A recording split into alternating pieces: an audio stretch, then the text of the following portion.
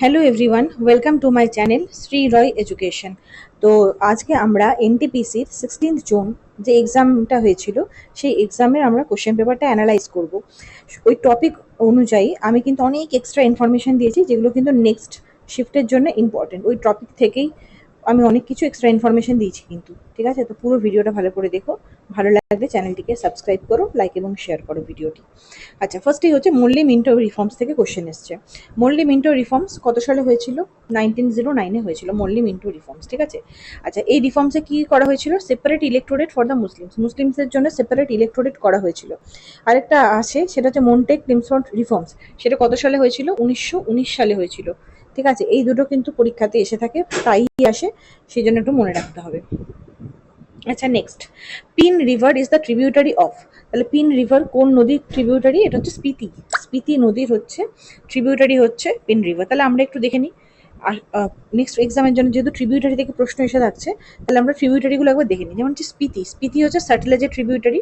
আচ্ছা, এটা হচ্ছে মেন নদী। এখানে যেটা দিয়েছি এটা হচ্ছে মেন নদী, আর এটা হচ্ছে ট্রিবিউটারিটা, ঠিক আছে? এইটা হচ্ছে ট্রিবিউটারি। তাহলে স্পিতির কার ট্রিবিউটারি? সাটলেজের। বিজো হচ্ছে সাটলেজের। চেলাম, চেনাব আর ঝেলাম এই দুটোকে আর ইন্দাসের, ঠিক আছে? রবি হচ্ছে চেনাবের ট্রিবিউটারি। নেক্সট আমরা সাউথ ইন্ডিয়ান রিভার যেগুলো পরীক্ষাতে প্রচুরবার এসে থাকে, সেটা হচ্ছে ভীমা, তুঙ্গাভদ্রা, ঘাটপ্রভা, মালাপ্রভা, মুশি, এগুলো সব কি কৃষ্ণা নদীর কিন্তু ট্রিবিউটারি। নেক্সট হচ্ছে পরীক্ষায় যেটা আসে সেটা হচ্ছে প্রাণহিতা, ইন্দ্রাবতী। ইন্দ্রাবতী বিশেষ করে পরীক্ষাতে খুব এসে থাকে। ইন্দ্রাবতী গোদাবরী, আর প্রাণহিতাও কিন্তু গোদাবরীর ট্রিবিউটারি নদী। মঞ্জিরা, মঞ্জিরা হচ্ছে পরীক্ষায় এসে থাকে বারবারে। এটা হচ্ছে গোদাবরী, ঠিক আছে? সবরই গোদাবরী। তাহলে আমরা কিছু দেখে নিলাম, ট্রিবিউটারিগুলো দেখে নিলাম। আচ্ছা, আমি এখানে যমুনা, গঙ্গা আর ব্রহ্মপুত্রটা আমি দিইনি, প্রচুর বড় হয়ে যেত ভিডিও, তো আমি আলাদাভাবে আমি ট্রিবিউটারিগুলো ভাবছি করিয়ে দেবো, ঠিক আছে? তো এখানে আমি যতগুলো পারলাম, যেগুলো পরীক্ষাতে বারে বারে আসে, আমি সেগুলোই দিয়েছি এখানে। নেক্সট হচ্ছে in which year was the first Sanskrit commission constituted by the government of India. তাহলে গভর্নমেন্ট অফ ইন্ডিয়া থেকে প্রথমবার সংস্কৃত কমিশন কত সালে গঠন করা হয়েছিল? 1956 সালে, ঠিক আছে? এর চেয়ারম্যান কে ছিলেন? সুনীতি কুমার চ্যাটার্জি ছিলেন চেয়ারম্যান। আচ্ছা, এবার যদি প্রশ্ন এসে থাকে নেক্সট এক্সামে, যে ইউনিভার্সিটি গ্রান্ট কমিশন কবে এস্টাবলিশ হয়েছিল? 1953 সালে, ঠিক আছে? আচ্ছা, NCERT, national council for education of educational research and training, এটা কত সালে হয়েছিল? 1961 সালে। প্রথম যে ন্যাশনাল এডুকেশন পলিসি হয়েছিল, ভীষণ ইম্পর্টেন্ট, সেটা হচ্ছে 1968 সালে হয়েছিল। আর নতুন যে এডুকেশন পলিসিটা লঞ্চ করা হয়েছে সেটা হচ্ছে 2020-তে লঞ্চ করা হয়েছে। এগুলো যেন মনে থাকে। নেক্সট আর্টিকেল থেকে প্রশ্ন এসে যাচ্ছে পরীক্ষাতে, আর্টিকেলগুলো ভালো করে দেখে যেতে হবে। এখানে কি বলছে? Which article of the constitution was invoked by the Supreme Court in the Perarivalan case 2020-22 to grant relief. আচ্ছা, পেরারি ভালান কেস খুব একটা বিখ্যাত কেস ছিল। সেটা হচ্ছে ওই রাজীব গান্ধী যখন মৃত্যু হয়েছিল, এই পেরারি ভালান, তখন ওনাকে ইয়ে করা হয়েছিল, দীর্ঘদিন জেল টেল খেটেছিলেন। দিয়ে তারপর বলা হয়েছিল যে ওখান থেকে ওনাকে যাতে রিলিজ করে দেওয়া হয়, ঠিক আছে? তো গভর্নরের কাছে যেহেতু পাওয়ারটা থাকে কাউকে পার্ডন করার, নট ডেথ, ডেথ কিন্তু পার্ডন করতে পারে না গভর্নর, ঠিক আছে? তো গভর্নর সেটা কিন্তু দীর্ঘদিন এটা স্থগিত রেখে দিয়েছিলেন, কোনো তার অ্যাকশন নেননি। তো সেই রিলেটেড এটা কেস, ঠিক আছে?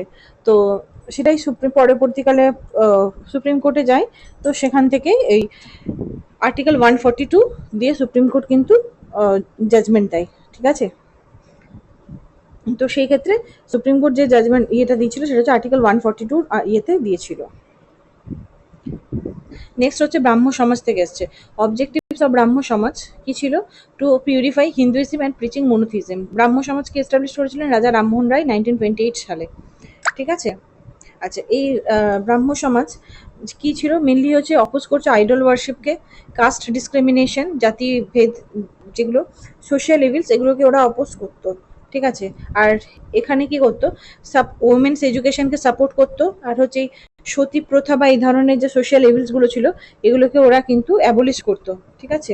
এটাই হচ্ছে ব্রাহ্ম সমাজের অবজেক্টিভস ছিল। Next, what is the main difference between the hyperboot and sweep in computer operating system? তাহলে হাইপারবুট আর সুইপের মধ্যে পার্থক্যটা কি? মেন পার্থক্য, হাইপারবুট হচ্ছে ফার্স্ট সিস্টেম বুটিং টেকনোলজি। আর সুইপটা কি করছে, ব্যাকগ্রাউন্ডে যে ডেটাগুলো আছে, আমাদের কম্পিউটার চললে যে ব্যাকগ্রাউন্ডে যে ডেটাগুলো চলতে থাকে সেগুলোকে কি করে না, ক্লিন আপ করা, এটা হচ্ছে সুইপের কাজ। ঠিক আছে, আর হাইপার বুট হচ্ছে বুটিং করা। নেক্সট হচ্ছে ইউনেস্কো ওয়ার্ল্ড হেরিটেজ সাইট থেকে কিন্তু প্রশ্ন এসে যাচ্ছে, ইউনেস্কো থেকে এটা দেখে যেতে হবে লিস্টটা। এখন কিন্তু আমাদের 44টা লিখে দিয়েছি, 44টার টোটাল সাইটস আছে ইউনেস্কোর। আচ্ছা, প্রশ্ন এসেছিল ওভাল ময়দান, যেটা ইউনেস্কোর ওয়ার্ল্ড হেরিটেজ সাইটের মধ্যে পড়ে, এটা কোথায় অবস্থিত?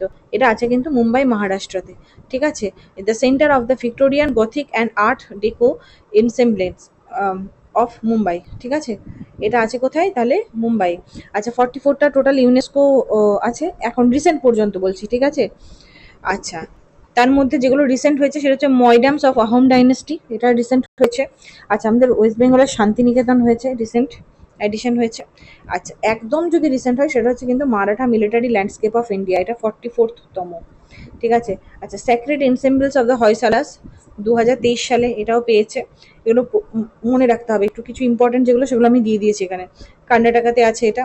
এটা হচ্ছে হালিবিডু তে আছে। নেক্সট হচ্ছে কাঞ্চনজঙ্ঘা, যেটা পরীক্ষায় বারবার আসে, সিকিমে অবস্থিত। এটা অনলি মিক্সড সাইটের মধ্যে পড়ে কে? কাঞ্চনজঙ্ঘা। ঠিক আছে, মনে থাকে যেন। নেক্সট হচ্ছে ফান্ডামেন্টাল ডিউটিস থেকে প্রশ্ন আসছে। ফান্ডামেন্টাল ডিউটিস কত নম্বর আর্টিকেলে আছে? Article number 51A। আচ্ছা, আমাদের এখন কতগুলো ফান্ডামেন্টাল রাইটস আছে, ফান্ডামেন্টাল ডিউটিস আছে? 11টা। আগে কতগুলো ছিল? 10টা ছিল। 10টা থেকে 11টা হয়েছে এই একটা অ্যামেন্ডমেন্ট করে। সেই অ্যামেন্ডমেন্টটা কি? 86 কনস্টিটিউশনাল অ্যামেন্ডমেন্ট করে। ঠিক আছে, আচ্ছা, এখানে আমি লিখে দিয়েছি আশা করি। আর্টিকেল 51A, এটা আচ্ছা হ্যাঁ, এই আর্টিকেল আগে তো ফান্ডামেন্টাল ডিউটিস আমাদের ছিল না কনস্টিটিউশনে, সেটাও যে ঢোকানো হয়েছে কনস্টিটিউশনে, সেটা কত number constitutional amendment? 42nd constitutional amendment in the year 1976, recommendation of শরণ সিং কমিটি।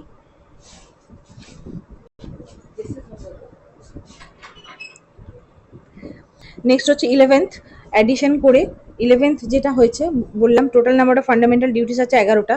এই 11 নাম্বার যে ফান্ডামেন্টাল ডিউটিসটা ঢোকানো হয়েছে সেটা কততম constitutional amendment? 86 constitutional amendment act 2002 সালে হয়েছে। ঠিক আছে, এখানে কি বলছে? Every parents or guardians must provide opportunities for education to children between the ages of 6 and 14। 6 থেকে 14 বছরের বাচ্চাদের উচিত, মানে তার প্যারেন্টসদের উচিত তার বাচ্চাকে এডুকেশন দেওয়া। ঠিক আছে, স্কুলে ভর্তি করা, এগুলো হচ্ছে প্যারেন্টসদের উচিত, সেটাই বলেছে ফান্ডামেন্টাল ডিউটিস অফ প্যারেন্টস। ওকে, আচ্ছা, ফান্ডামেন্টাল ডিউটিস কিন্তু নন জাস্টিসিয়েবল, মানে কেউ যদি ফান্ডামেন্টাল ডিউটিস যদি পালন না করে, আমি কোর্টে চলে যাব, কেস করবো, এসব হবে না কিন্তু। ঠিক আছে, নন জাস্টিসিয়েবল।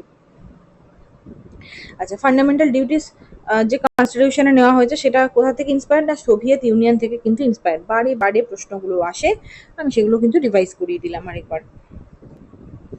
নেক্সট হচ্ছে from which year at the corporate average fuel efficiency norms scheduled to be implemented in India, from which year? আচ্ছা, CAFE 3 যেটা নর্মস, এটা কি কর্পোরেট এভারেজ ফুয়েল এফিসিয়েন্সি। ঠিক আছে, এটা কত 3 নাম্বার যেটা, সেটা কোন সাল থেকে এটা লাগু হচ্ছে? 2027 সাল থেকে লাগু হচ্ছে। এটা কতদিন থাকবে? 2032 সাল পর্যন্ত থাকবে। এফেক্টিভ ডেট হচ্ছে 1 এপ্রিল 2027। এটাকে ইমপ্লিমেন্টেড কে করে? Bureau of energy efficiency, ministry of পাওয়ারের আন্ডারে থাকে। এর অবজেক্টিভটা কি? এর অবজেক্টিভ হচ্ছে improve fuel efficiency and reduce CO2 emission from the passenger vehicles. এই যে প্যাসেঞ্জার যে ভেহিকলসগুলো চলে, এখানে যে CO2 যে নির্গত হচ্ছে, এটাকে কন্ট্রোল করা, এটাই হচ্ছে এই ক্যাফে 3 নর্মসের কাজ। ঠিক আছে, ক্যাফে 1 যখন এসেছিল সেটা কত সালে এসেছিল? 2017। ক্যাফে 2টা হচ্ছে 2022 সালে। ক্যাফে 3 যেটা, সেটা 2027 সালে লাগু হচ্ছে 1 এপ্রিল থেকে। 2032 সাল পর্যন্ত চলবে। In the context of fashionable development and human welfare, what is the full form of GII? তাহলে fashionable development and human welfare অনুযায়ী GII এর ফুল ফর্ম কি? Gender inequality index. ঠিক আছে, এটা পাবলিশ করে কে? UNDP, united nation development programme থেকে এটা পাবলিশ করা হয়। ইন্ট্রোডিউস করা হয়েছিল 2010 সালে। এর 3টে ডাইমেনশন আছে। কি দেখে এই জেন্ডার ইনইকুয়ালিটি ইন্ডেক্সটাকে দেখা হচ্ছে? এক হচ্ছে রিপ্রোডাক্টিভ হেলথ দেখা হবে, যেখান থেকে তোমার অ্যাডোলেসেন্ট বার্থ রেট, তারপর হচ্ছে ম্যাটারনাল মর্টালিটি রেট, এগুলো দেখা হয়। এম্পাওয়ারমেন্ট, ওমেন কতটা এম্পাওয়ার হয়ে আছে, parliamentary representation of women, secondary education কতটা নেওয়া আছে সেটা, আর হচ্ছে লেবার মার্কেট পার্টিসিপেশন। ঠিক আছে, আচ্ছা এই জিআইআই ভ্যালুটা 0 আর 1 এর মধ্যে থাকে। 0 মানে হচ্ছে পারফেক্ট জেন্ডার ইকুয়ালিটিকে বোঝাচ্ছে, আর 1 মানে হচ্ছে ম্যাক্সিমাম জেন্ডার ইনইকুয়ালিটিকে বোঝাচ্ছে। আচ্ছা, এই রিপোর্টটা কে পাবলিশ করছে? হিউম্যান ডেভেলপমেন্ট রিপোর্ট থেকে পাবলিশ করা হচ্ছে। আচ্ছা, নেক্সট হচ্ছে সেন্সাস থেকে প্রশ্ন আসছে। এখানে যেটা প্রশ্ন এসেছিল সেটা কিন্তু 2001 সালের সেন্সাস থেকে প্রশ্ন এসেছিল। আচ্ছা, নেক্সট সেন্সাস আরেকটা 2011 সালের যেটা, সেটা থেকে আসতে পারে।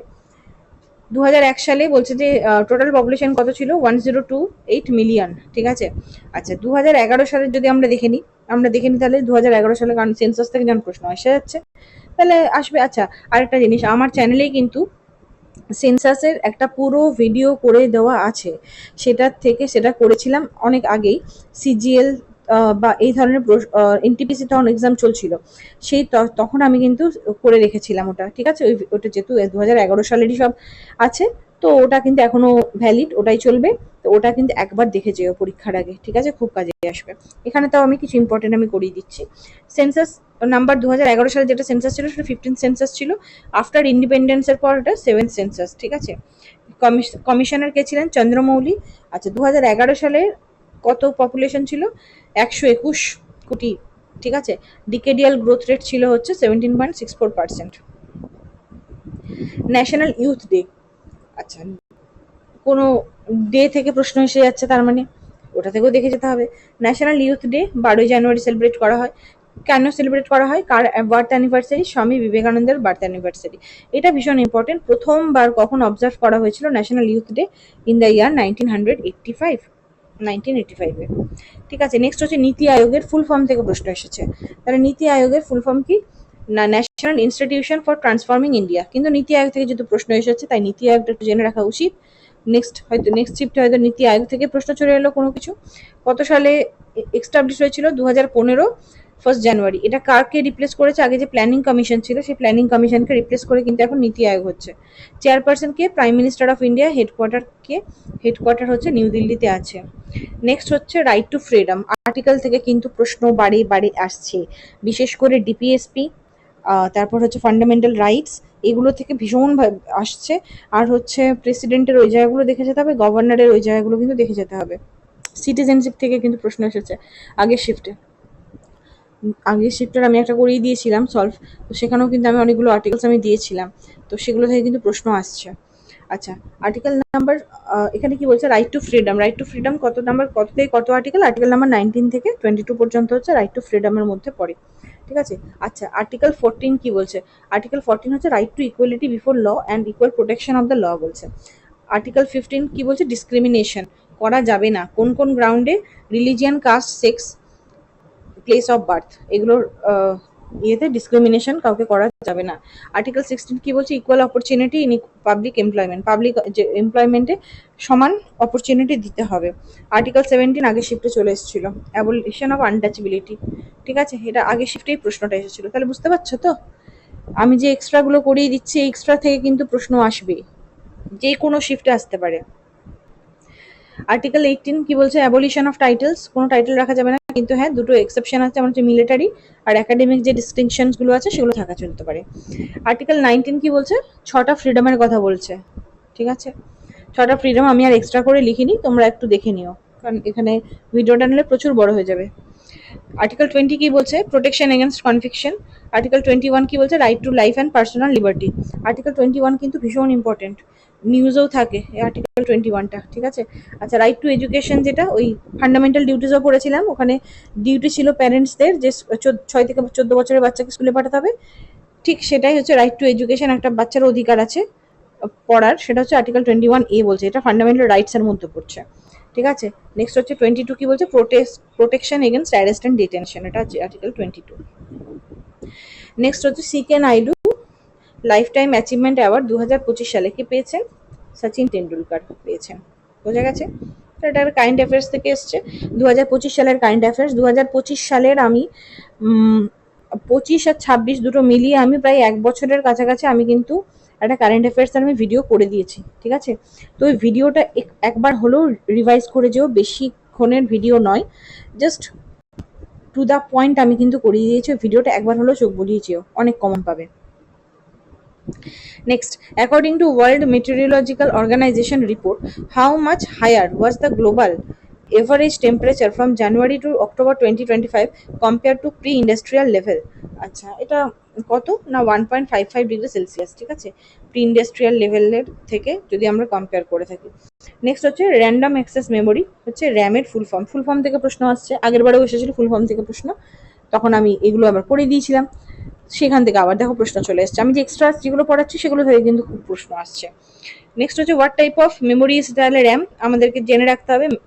র্যাম হচ্ছে বেসিক্যালি হচ্ছে প্রাইমারি মেমোরি বা ভোলাটাইল মেমোরি, মানে যখন আমি সুইচ অফ করে দেবো পাওয়ারটাকে তখন কিন্তু ডেটা লস হয়ে যাবে। আচ্ছা, কিছু ইম্পর্টেন্ট আমরা আবার দেখে নিই ফুল ফর্ম। রম হচ্ছে read only memory, CPU central processing unit, ALU হচ্ছে অ্যারিথমেটিক লজিক ইউনিট, ইউএসবি হচ্ছে ইউনিভার্সাল সিরিয়াল বাস, এইচডিডি হচ্ছে হার্ড ডিস্ক ড্রাইভ, এসডিডি হচ্ছে সলিড স্টেট ড্রাইভ, ডিভিডি হচ্ছে ডিজিটাল ভার্সেটাইল ডিস্ক, ল্যান হচ্ছে লোকাল এরিয়া নেটওয়ার্ক, ওয়ান হচ্ছে wide area network, URL হচ্ছে uniform resource locator. Okay, next হচ্ছে national president of Indian Medical Association কে না ডক্টর অনিল কুমার জে নায়ক, একটা অ্যাপয়েন্টমেন্ট থেকে প্রশ্ন এসেছে। কিছু আমাদের ইম্পর্টেন্ট যে পোস্ট আছে তার অ্যাপয়েন্ট আমরা দেখে নিই। যেমন চিফ ইলেকশন কমিশনার কে আছেন জ্ঞানেশ কুমার, এটা সবাই মোটামুটি আমরা জানি।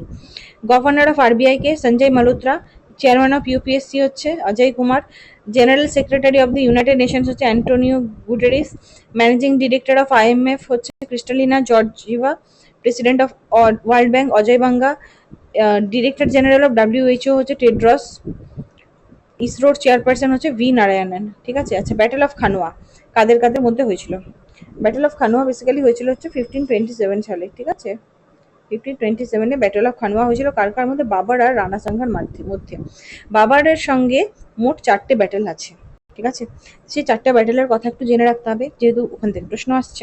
তাহলে ফার্স্ট যে ব্যাটেলটা হয়েছিল সেটা হচ্ছে 1526 সালে, ঠিক আছে। বাবরের সঙ্গে ইব্রাহিম লোদির হয়েছিল, এটা হচ্ছে বলা হয় first battle of Panipat. Next হচ্ছে 1527 সালে যেটা আমরা পড়লাম, ব্যাটেল অফ চান্দেরি হয়েছিল 1528 মেদিনী রায়ের সঙ্গে। আর 1529-এ হয়েছিল ব্যাটেল অফ ঘাগড়া, বাবার আর আফগানদের মধ্যে হয়েছিল, ঠিক আছে, আফগান চিফসদের মধ্যে। আচ্ছা, আরেকটা আসছে প্রশ্ন, সেটা হচ্ছে নোবেল প্রাইজ 2025। আমি যে বললাম কারেন্ট অ্যাফেয়ার্সের আমি একটা ভিডিও করে দিয়েছি, সেই ভিডিওতে কিন্তু সব করা আছে, তোমরা অবশ্যই চোখ বুলিয়ে যাবে, ঠিক আছে। নোবেল প্রাইজ ইন কেমিস্ট্রি কে কে পেয়েছিলেন? Susumu Kitagawa, Richard Robson and Omar M Yaghi, ঠিক আছে। কিসের জন্য? For the development of metal organics framework. এটা একটু পড়ে যেতে হবে কারণ অনেক সময় কি হয়, সায়েন্টিস্টদের নামগুলো তো দিয়ে দিল, দিয়ে বলে দিল কেমিস্ট্রিতে ইনি নোবেল প্রাইজ পেয়েছিলেন, কিসের জন্য পেয়েছিলেন, মানে কি ডেভেলপ করেছিলেন, তো সেটাও কিন্তু ইম্পর্টেন্ট হয়ে দাঁড়ায়, ঠিক আছে।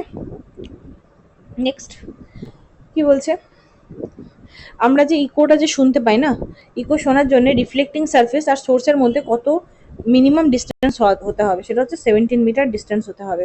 একটা রিফ্লেক্টিং একটা সোর্স আছে, এখানে সোর্স আছে, একটা রিফ্লেক্টিং সারফেস আছে, যাচ্ছে দিয়ে আবার সাউন্ডটা ফিরে আসছে, তবে আমরা ইকোটা যে শুনতে পাচ্ছি চারিদিকে, সেটা শোনার জন্য যে ডিস্টেন্সটা মিনিমাম ডিস্টেন্স হওয়া দরকার সেটা কিন্তু 17 মিটার ডিস্টেন্স হতেই হবে।